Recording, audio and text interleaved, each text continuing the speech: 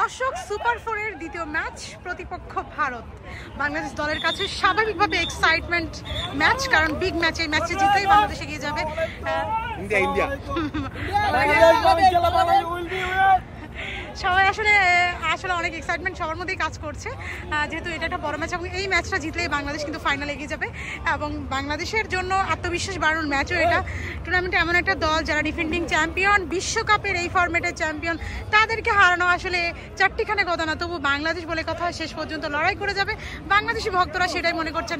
কেমন মনে হয় আজকের ম্যাচে বাংলাদেশ কেমন করবে? আজকে একটা সংবাদ সম্মেলনে পাকিস্তানের ক্রিকেটার শাহিন আফ্রিদি বলছে যে টাইগার কন হ্যায়।